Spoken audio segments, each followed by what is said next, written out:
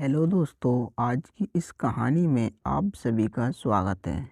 इस कहानी में मनोज मुझे बताओ कि तुम मेरी बेटी को कहाँ छोड़ आ गए हो। तुम्हारे अंदर जरा सी भी शर्म नाम की चीज़ नहीं है।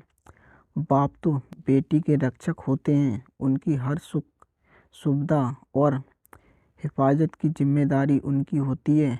तुमने अपने हाथों से ही पैसों की खातिर अपनी बेटी को बेच आए हो।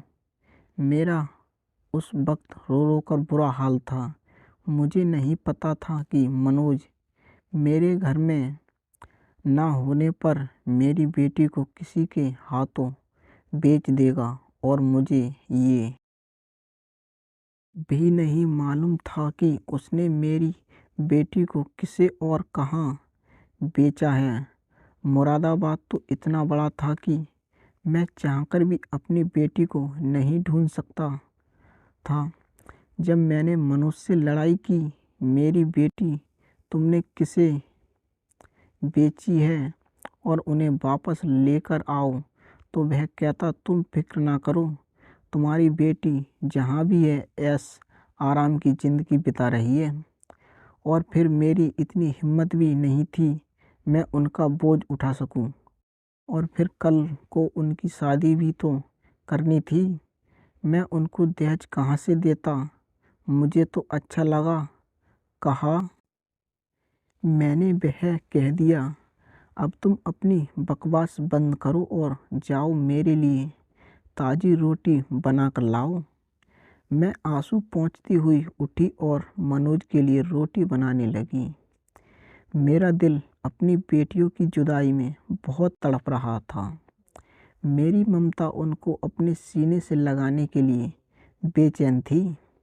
मेरा तो सब कुछ मेरी बेटियां ही थीं।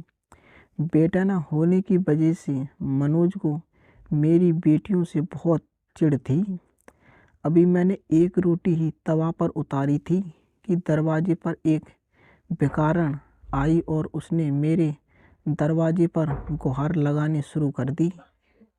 भगवान के नाम पर मुझे भूखी को कोई खाना खिला दे।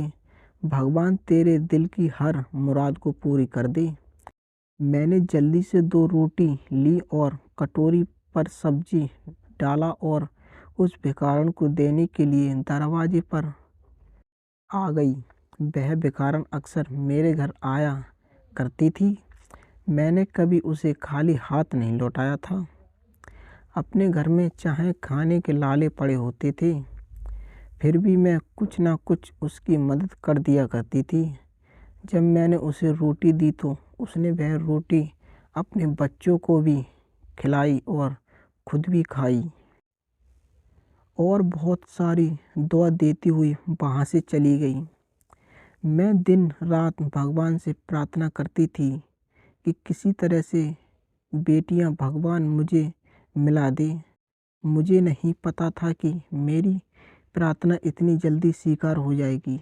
उस दिन जब मैं रात के लिए खाना बना रही थी तो वह भिखारन फिर आई। उसने फिर से गुहार लगाई, भगवान के नाम पर कोई भूखी को खाना खिला दे।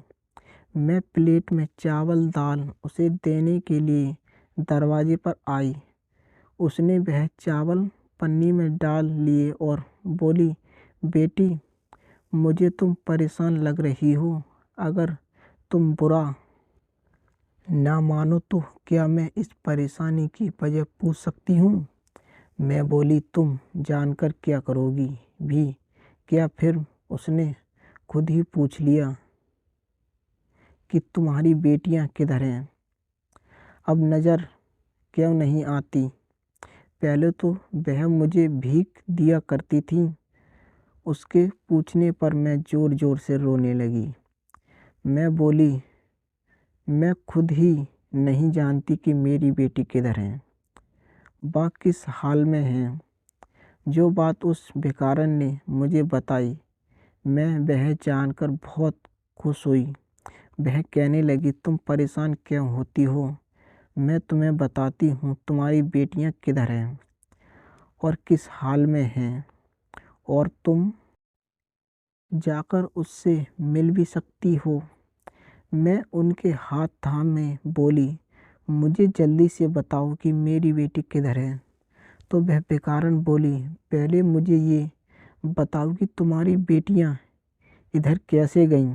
तो मैंने उसे बताया कि उनका बाप अपनी बेटियों को बहुत बोझ समझता था और खुद कुछ कमाता भी नहीं था, इसलिए उसने मेरी बेटी को पैसे की लालच में बेच दिया। अब जल्दी से मुझे बताओ कि मेरी बेटियां किधर हैं और किस हाल में हैं। तो वह बेकारन बोली, तुम्हारी बेटियां साथ वाले गांव के राहुल की हवेली में हैं। राहुल बहुत अच्छा इंसान है। एक दिन जब मैं उनकी हवेली के सामने जाकर गुहार लगाई, उन्होंने अपनी नौकरानी को भेजा और जो मुझे अपने साथ हवेली के अंदर ले गई। जबकि वह खाने का टाइम था, सब लोग हवेली में खाना खा रहे थे।